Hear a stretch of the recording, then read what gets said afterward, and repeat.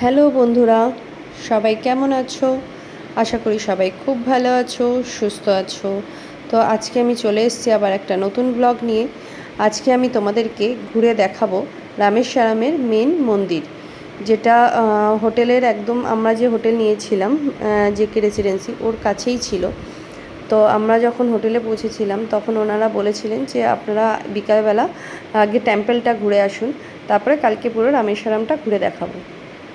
তো তাই জন্য আমরা আজকে চলে এসেছি টেম্পল ঘুরতে। আর এখানে লকার আছে, যেখানে লকারে সমস্ত ক্যামেরা, মাইক্রোফোন যাদের যা থাকে আছে, তো সেগুলো এখানে জমা করে দিয়ে যেতে হবে। তো আমরা আগে ঢোকার আগে তোমাদেরকে আমি আজকে অগ্নি তীর্থমটা ঘুরে দেখাবো আগে, তারপরে মন্দিরে প্রবেশ করব।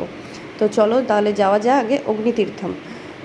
এই যে দেখতে পাচ্ছ, এটা হচ্ছে অগ্নিতীর্থম, মানে হচ্ছে 22টা কুণ্ড আছে, 22টা কুণ্ডের মধ্যে এটা হচ্ছে অগ্নিতীর্থম। এখানে সবাই স্নান করে তারপরে মন্দিরে যায়। তো আমরা আজকে আর স্নান করব না। তো মানে যেহেতু কারোর কাছে ড্রেস নেই, তো তাই জন্য স্নান করছি না। তো স্নান ওখান থেকে চলে এসেছি আমরা মন্দিরে। তো চলো তাহলে মন্দিরে আজকে ঢোকা যাক। সব কিছু জমা করে দিই, জমা করে তারপরে মন্দিরে ঢুকবো। মন্দিরে প্রবেশ ব্রহ্মা, বিষ্ণু, মহেশ্বর তিনটে ভগবানেরই একসাথে দর্শন করতে পারবে, তিনটে ভগবানেরই একসাথে পুজো দিতে পারবে।